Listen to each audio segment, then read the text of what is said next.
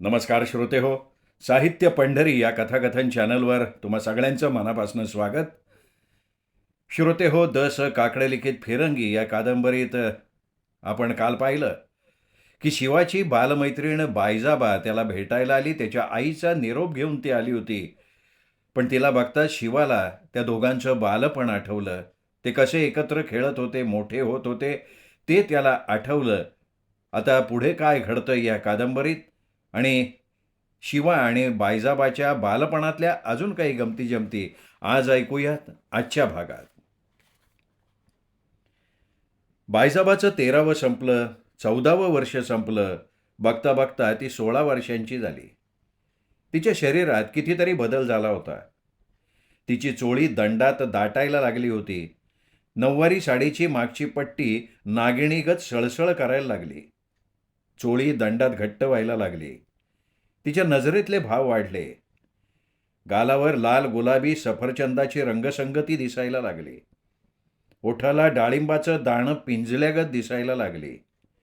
भुवयांची कमान नजरेचा तीर मारायला लागली आणि त्या नजरेनं शिवाला ती घायाळ करू बघत होती. पण शिवाला तिचं वेड नव्हतं. त्याला आपल्या गुलाम देशाची चिंता सतावायला लागली होती. त्याचं वाचन वाढलेलं होतं. सशस्त्र क्रांतीशिवाय देशाला स्वातंत्र्य मिळणार नाही हा विचार त्याच्या डोक्यात पक्का रुजला होता. महात्माजींचा अहिंसावादी मार्ग सोडून सुभाषबाबू आझाद हिंद सेनेची सूत्र हलवू लागले होते. स्वातंत्र्यवीर सावरकरांसारखे क्रांतीवीर आपल्या लेखणीने आणि वाणीने तरुणांची मनं पेटवायला लागले होते. शिवा त्याच विचाराने पेटला होता. सातारच्या क्रांतिसिंह नाना पाटलांच्या प्रतिसरकारनी तर त्याची झोपच उडवलेली होती. क्रांतिसिंह नाना पाटलांच्या प्रतिसरकारची सत्ता त्याला जवळची वाटली, कारण नाना पाटलांसारखाच तोही ग्रामीण भागातला होता. त्यांच्यासारखाच प्रकार करून तो लोकजागृती करू शकत होता. त्यांच्याच सारखे अनेक तरुण शिवाबरोबर येऊही शकत होते. क्रांतिकारकांची संघटना ते सगळे मिळून विकसित करू शकत होते आणि मग तो त्यात यशस्वी व्हायला लागला होता. बैजाबाच्या गोरोबा पाटलाला शिवाचा अभिमानच होता. पोटी पोरगा असावा तर असा, असं तो जाहीरपणे लोकांना सांगत होता.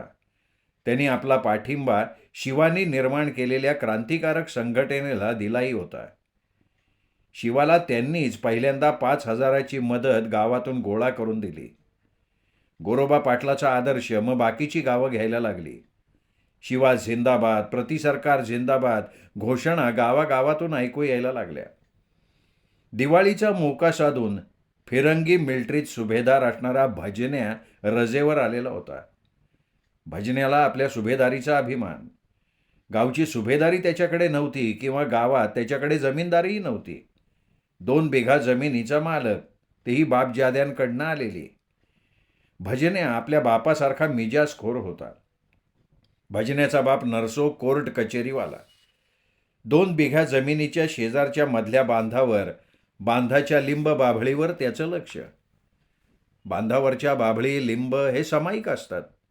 आपल्याप्रमाणे शेजारी असलेल्या जमीनवाल्याचा अर्धा हिस्सा भरतो हे भजन्याचा बाप नरसो मानायलाच तयार नव्हता. तो प्रत्येक वर्षी लिंब बाभळी डहाळायचा. लिंब बाभळीचा लाकूडफाटा चुलीच्या जाळण्यासाठी वापरायचा. भजन्याची 2 बिघा जमीन गोरोबा पाटलाच्या शेजारी होती. गोरोबा गावचा पाटील. सगळं गाव त्याला मानायचं, पण भजन्याचा बाप अजब. तो गोरोबाला पाटील मानायलाच तयार नव्हता. मग तिथे तो गावचा राजा तरी त्याला कसं मानणार? भजन्याचा बाप नरसो स्वातंत्र्यवादी मंडळींच्या विरुद्ध होता.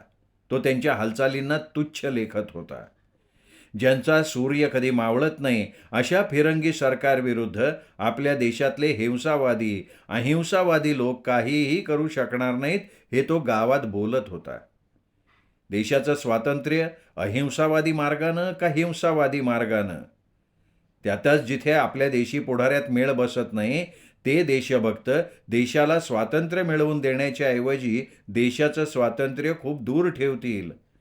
फिरंग्यांची सेवा केली तर ते आपल्याला स्वातंत्र्य देतील. त्यांना विरोध केला तर ते देशातल्या सगळ्या लोकांना चिरडतील. खरं म्हणजे फिरंग्यांनीच या देशावर राज्य केलं पाहिजे. या देशानं थोडे का आक्रमक बघितलेत? हूण, कुशाण, शक, मोगल, पोर्तुगीज, फ्रेंच सगळे या देशात आले, आपल्याला गुलाम बनवून गेले. या देशाला गुलामपणाची फार आवड आहे, म्हणून हा देशच गुलाम आहे. या देशाला भारत देश म्हणण्याऐवजी गुलाम देश म्हणायला हवं, असं नरसोबाला वाटायचं आणि तो तसं बोलून सुद्धा दाखवायचा. मुख्य म्हणजे गोरोबाला चिडवण्यासाठीच तो तसं बोलायचा. त्याच्या बोलण्यानं गावातलं कोणी त्याच्या विरुद्ध पेटून उठलं तरी गोरोबा त्या व्यक्तीला शांत करायचा. गोरोबा म्हणायचा, अरे त्या नरसोबाला काय बोलायचंय ते बोलू द्या. ज्या देशात राम जन्माला आला त्या देशात रावणासारखे लोक असणारच ना. तेव्हा अशा लोकांना टाळायला पाहिजे. त्यांच्या बडबडीकडं आपण नाही लक्ष द्यायचं. नरसो हा आपला 2 बिघ्याच्या शेतातल्या छोट्याशा झोपड्यात राहायचा. हातात गोफण घेऊन फिरायचा. उभ्या पिकाला जनावरानं तोंड घातलं तरी हा गोफणीने दगड फेकायचा, जनावराचं डोकं फोडायचा, शिंग तोडायचा. त्याच्या गोफणीच्या दगडाचा फटका तसा जबर असायचा. माथी बसलेल्या दगडानं एखादं जनावर बेशुद्ध पडायचं तर शिंग मोडलेलं जनावर वेड्यागत दौड करायचं. गावच्या देवीला सोडलेली जानी गाय म्हणजे पवित्र. तिला साऱ्या पिकात तोंड घालायचा अधिकार. ही जानी गाय देवीला सोडलेली असल्यानं तिच्या गळ्यात दोरखंड नाही, तिला दोर लावून बांधत नाहीत. सगळ्या पिकातनं ती चारायची, इथे तिथे पाणी प्यायची. त्यामुळे तिचा संसार सगळीकडे. जत्रेच्या दिवशी, सणाच्या दिवशी या जानी गायीची पूजा व्हायची. प्रत्येक मंगळवारी तर तिला नैवेद्यसुद्धा दाखवला जायचा. लोक तिच्या अंगावरनं हात फिरवायचे, श्रद्धेनं कपाळाला तिचं शेपूट लावायचे. तिच्या शेपटाचा गोंडा शेणामुतानं भरलेला असला तरी ते डोळ्याला लावायचे, आपल्या गालाला लावून घ्यायचे. नरसोचं शेंगाचं पीक असताना ही जानी गाय तिथे गेली. तिने भुईमुगाच्या टहाळं खायला सुरुवात केली. शेंगा अजून भुईमुगाला लागलेल्या नव्हत्या. पाला मात्र हिरवागार होता. देवीला सोडलेल्या गायीनं तो पाला खायला सुरुवात केली. ते नरसोनं बघितलं आणि तो धावत आला. धावता धावता त्याने गोफणीने गायीवर दगड फेकायला सुरुवात केली. जानी गाय गाभण होती. 8-15 दिवसात ती वेणार होती. तिला गोरा नाही तर कालवड होणार होती आणि तो गावाच्या कौतुकाचा विषय होता. पण नरसोला त्याचं काही नव्हतं. जानी गाय ही एक प्राणी आहे यापेक्षा तो गायीला जास्त मानायला तयारच नव्हता. जो देवाला मानत नव्हता तिथे तो गायीला श्रद्धा कशी काय देणार. त्यांनी फटाफट गोफणीनं दगड फेकले. दगड पण साधे नव्हते, चांगले मुठीत न मावणारे. त्यापैकी एक दगड तिच्या मस्तकात, दुसरा तिच्या शिंगावर बसला. खाड दिशी शिंग उडालं. तिसरा दगड तिच्या पोटात बसला. चौथा दगड पुढच्या पायावर बसला. पाय मोडून जानी गाय दणदिशी खाली आदळली. मोडलेल्या शिंगातनं रक्तप्रवाह उसळला होता. पोटाच्या एका बाजूवर पडल्यानं तिच्या पोटातल्या गर्भाला चांगला धक्का बसला होता. खाली पडल्याबरोबर गाय करुण हंबरली. त्याचवेळी घोड्यावरनं गोरोबा पाटलांची फोर्स आली होती. हाती गोफण घेऊन दगडाचा मारा करून देवीची पाडलेली गाय त्यांनी बघितली. गोरोबा पाटलानं आजपर्यंत नरसोबाचे सगळे गुन्हे पाहिले होते.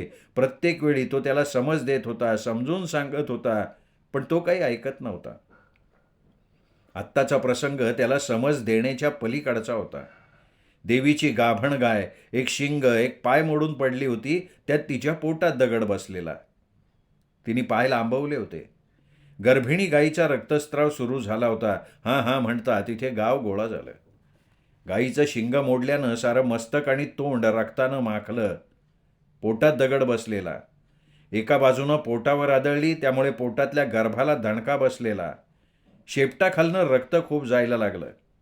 गावातल्या जाणत्या म्हाताऱ्या बाया असल्या गर्भिणी गायी म्हशी व्यायला लागल्या की आडवं आलेलं वासरू रेडकूसुद्धा हात लावून सुखरूप बाहेर पडेल असा मार्ग तयार करायच्या. पण इथे तर अजब घडलं होतं.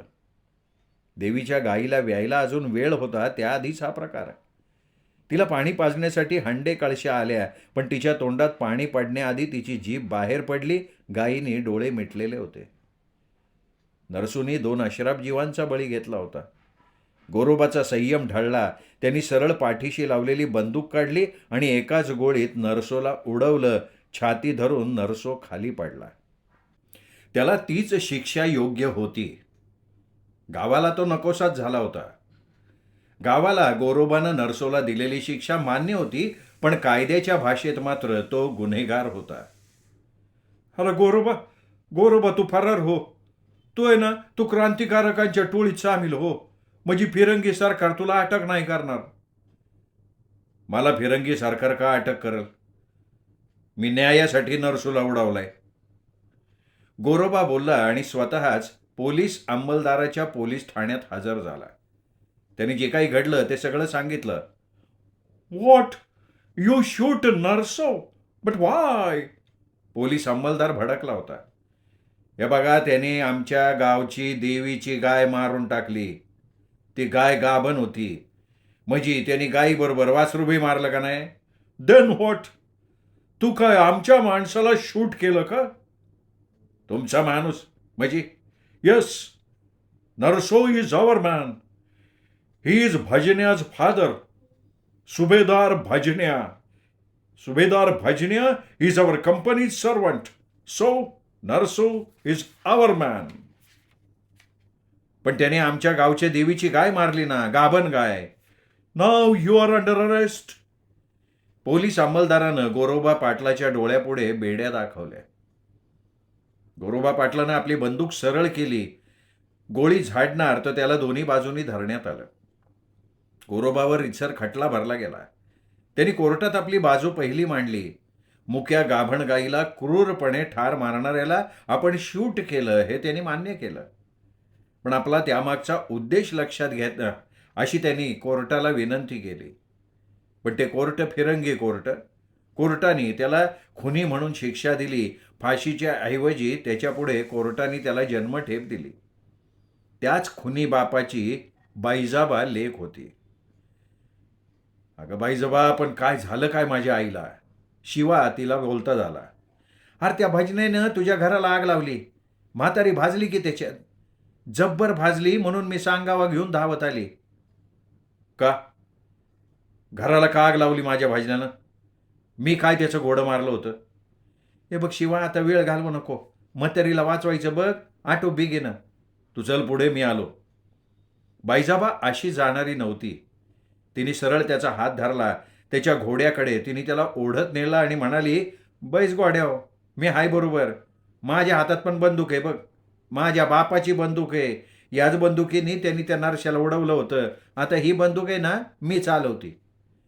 तिने घोड्याच्या रिकेबीत डावा पाय टाकून त्याच्या पाठीवर टांग टाकली. तो सुभेदार भजन्या गावात आहे का? तो गावात काय तुला सांगून थांबणार आहे का? तिचं म्हणणं खरं होतं. त्यांनी जाणून घेतलं ते बोलणं. चिमा घमा सर्जा, निघा निघा, माझ्याबरोबर निघा. चांगली फायर घ्या, काडतुसं भरपूर घ्या.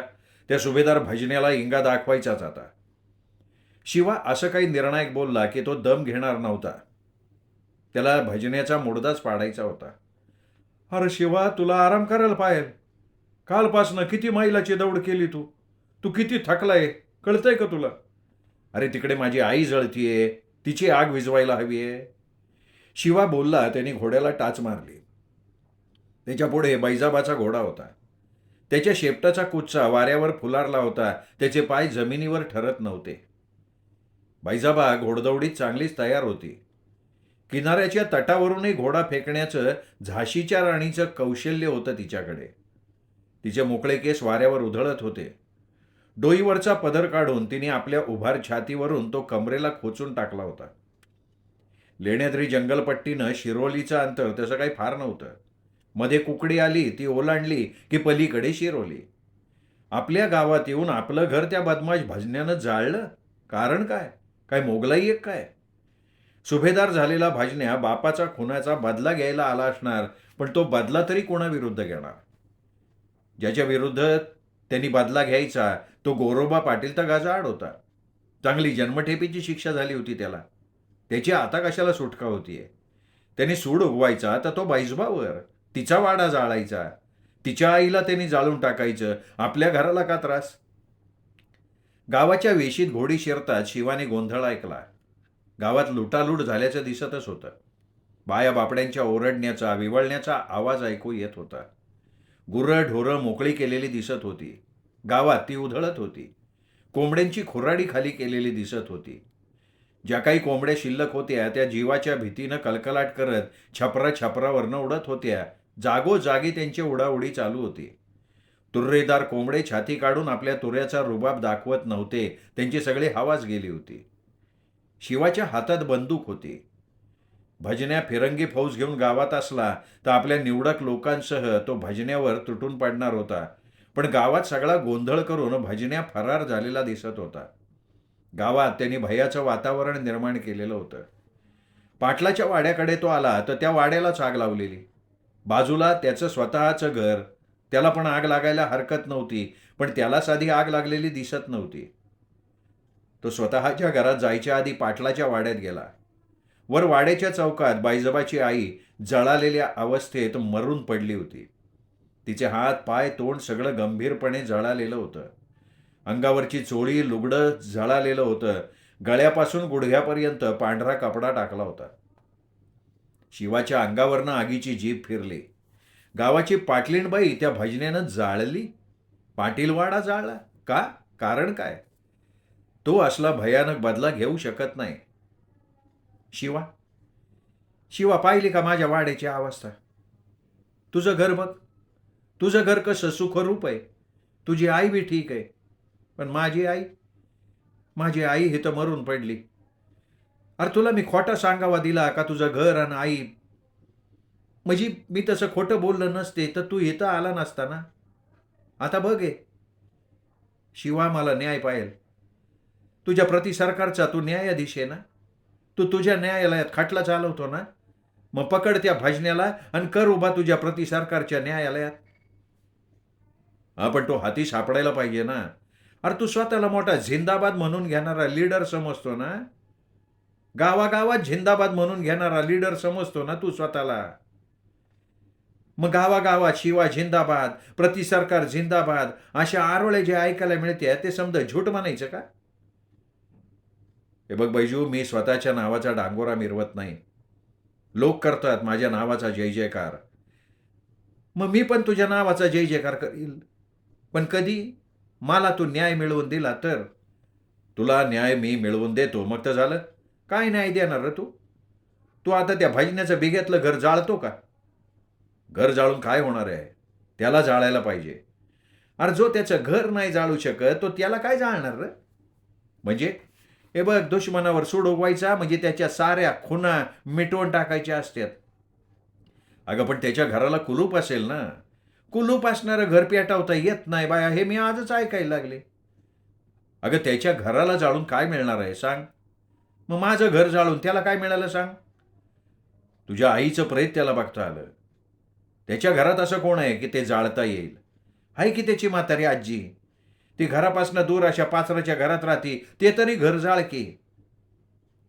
मी असल्या वृद्ध किंवा तरुण स्त्रियांना जाळत नाही, समजलं? म्हणजे रात्रीची गोष्ट कळली ती खरी म्हणायची. कुठली? तू फिरंगी तरुण पोर पळवली. काय? मी फिरंगी पोर पळवली? कोणी सांगितलं तुला? त्या भाजन्यांनीच सांगितलं की. म्हणून तर तो रात्री या गावात तिचा शोध घ्यायला आलता. तुझ्या घरात ती फिरंगी तरुण पोर नाही असं दिसल्यावर त्यांनी माझ्या वाड्यात तुझा आणि त्या फिरंगी तरुण पोरीचा शोध घेतला. मी त्याला अटकाव करायला लागले तर त्यांनी माझा हात धरायचा प्रयत्न केला. माझ्या आईने त्याच्या थोबाडीत फडकवली तर त्यांनी सरळ वाड्यालाच आग लावून टाकली. मला वाड्याच्या बाहेर फरफटत वडत घेऊन गेला तो आणि माझ्या आईला मातोर त्यांनी आतच होरपळून टाकले.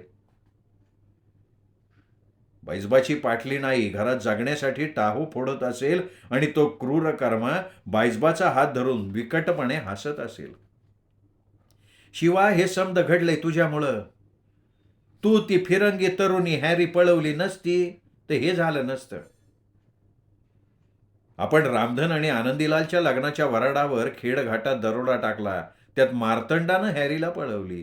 त्यांनी हे सगळं रामायण घडलंय. आता हे सगळं या सगळ्यांना सांगत कसं बसायचं? प्रत्येकाची समजूत काढायची तरी कशी? समजूत काढायचा प्रयत्न जरी केला तरी समज निघणं शक्य नव्हतं. पण मला सांग बैजबा, गावातलं कोणीच कसं तुझ्या वाड्याच्या मदतीला आलं नाही? त्यांनी त्या भजन्याला काही प्रतिकार केला नाही कसा? लोक फक्त जय जयकार करणार आहेत रे शिवाच्या नावाचा. हे नामर्द आहेत ना, हे फक्त जय जयकार करतात. शंडासारख्या टाळ्या बी पेटतात. आणि हे सगळं ऐकून तुझ्यासारख्या क्रांतिकारकाला वाटतं लोक आपल्याला किती मोठा समजतात. पण हा समजा खोट्या अभिमानाचा फुगा आहे बघ. तिच्या त्या स्पष्ट वक्तेपणानं शिवा काहीसा अंतर्मुख झाला होता. हा जो आपला जय जयकार करतोय तो खोटा समजायचा का? तोंडावर ते जय जयकार करतात, पण फिरंगी गावात आले की तोच त्यांचा जय जयकार जातो कुठे, त्यांचा जिंदाबाद संपतो कुठे? शिवाची फौज त्याच्या मागणं आलेली होती. त्यांनी गावाला वेढाच दिला होता. सगळे लढणारे, लढता लढता देह धारातीर्थी पडला तरी मागे न हटणारे. हे बघ शिवा, तू आता जा. माझ्या आईचं दुःख आहे ते मलाच गिळायला पाहिजे. तुझी आई माझी कोणी नव्हती का? होती की. तुला जावाई समजायची ती. माझा बाप पण तुला जावाईच म्हणायचा. तू क्रांतिकारक झाल्यावर त्यांना कसला आनंद झालता तुला सांगते. शिवा गप्प बसला, काही बोलला नाही. का गप का झाला रे तू? तू माझ्या आईवडिलांचा जावई व्हायला तयार आहे का नाही आहे बाबा? तू गप्प बसला कारण ह्या रणधुमाळीत ते कसं शक्य होतं. हे बघ बैजू, आपलं प्रेम होतं, पण प्रेम हे असल्या स्वातंत्र्य युद्धात फुलणार नाही ग. त्या फिरंगीला घोड्यावर पुढ्यात बसून फुलवता येते वे? फिरंगी पाठीमागं बसून तिच्या हाताची मिठी मर्दाच्या छातीला बसली की प्रेम फुलतं, खरं आहे का नाही? बैजू, तुला हे सगळं माहिती कसं? वारेनी मला बातमी दिली असं समज. मी निघू? जा जा तू जा. मी आता वाड्याच्या चौकातच आईला अग्नी देणार आहे. वाडा जळालाच आहे. आता त्याला जाळलं तरी त्यातलं काही जळण्याजोगं राहिलं नाही बघ. आईच्या प्रेताला अग्नी कोण देणार? का मी आहे की तिची मुलगी? पण मुली आई किंवा वडिलांच्या प्रेताला अग्नी नाही देत. ज्या आई वडिलांना मुलगा नसल, फक्त मुलगीच असन, तर जावई त्यांच्या प्रेताला अग्नी देऊ शकतोय बघ. तिला काय म्हणायचंय हे त्याच्या लक्षात आलं. हिची आईवडिलांची इच्छा होती आपण त्यांचं जावई व्हावं. त्यांची इच्छा आत्ता ही सांगतीये. ते जावई व्हायच्या नंतर बघू. आधी मला पाटलीनबाईंच्या प्रेताला अग्निसंस्कार करू दे. म्हणजे तुला त्यांचं जावई व्हायचं नाही असं म्हण की स्पष्ट. ती त्याच्याकडे व्याकुळपणानं बघत म्हणाली.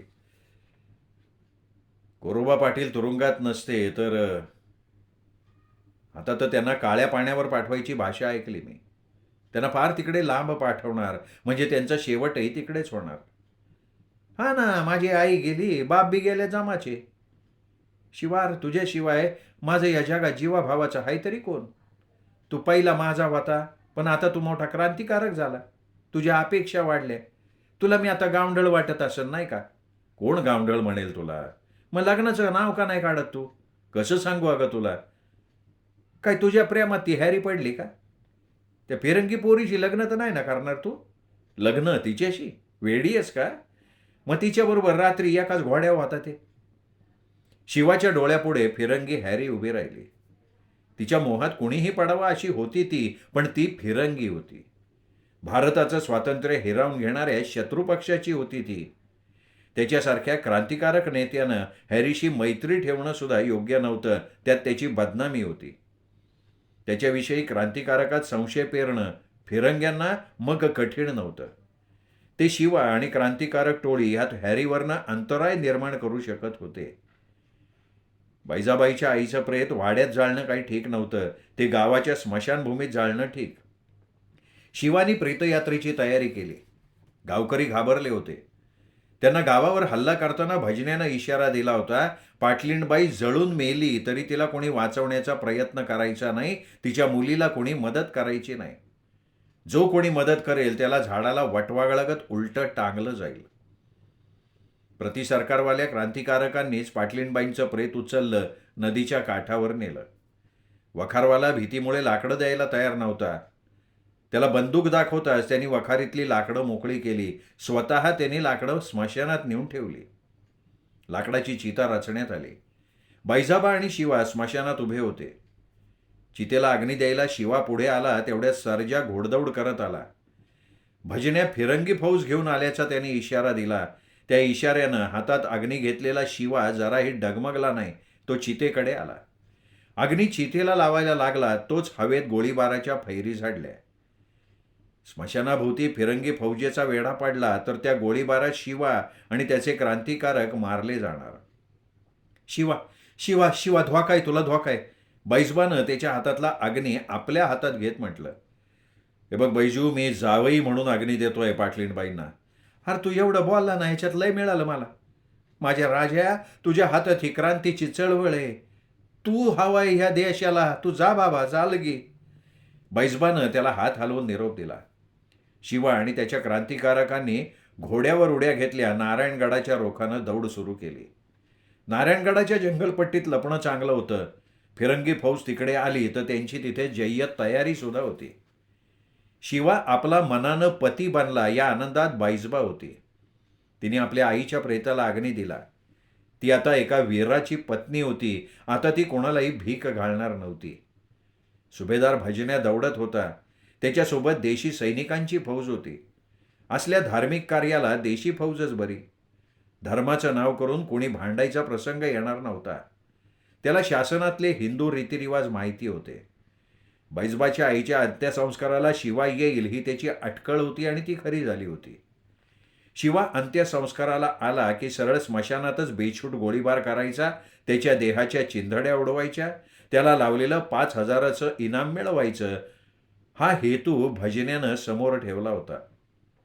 हे असं होणार म्हणून सर्जा त्याच्या वासावर होता आणि त्याने ती बातमी आणलेली होती. भजन्या गोळीबार करत स्मशानात आला तेव्हा बैजबानं सरळ हवेत बार झाडला आणि तिने भजन्याला आवाज टाकला, प्रियताला अग्नी दिलाय भजन्या. आता तू पुढं आला ना स्मशानात तर हितच तुझं विपरीत जाळलं जाईल, ध्यानात ठेव. श्रोते हो, हा होता आजचा भाग 10 काकडे लिखित फिरंगी या कादंबरीचा. आपण बघितली शिवा आणि बैजबाची मैत्री. शेवटी शिवानं मनानं का होईना पण जावयाच्या नात्यानं बैजबाच्या आईला अग्नी देणं कबूल केलं होतं. पण तेवढ्यात भजन्या फिरंगी टोळी घेऊन तिथे आला, त्यामुळे त्यांना तिथून पळ काढायला लागला. पण बैजबा सुद्धा आता फिरंग्यांच्या विरुद्ध लढायला तयार झाली आहे, उभी ठाकली आहे. बघूया आता हे सगळे मिळून काय करतायत, ऐकूयात पुढच्या भागात. तोपर्यंत नमस्कार.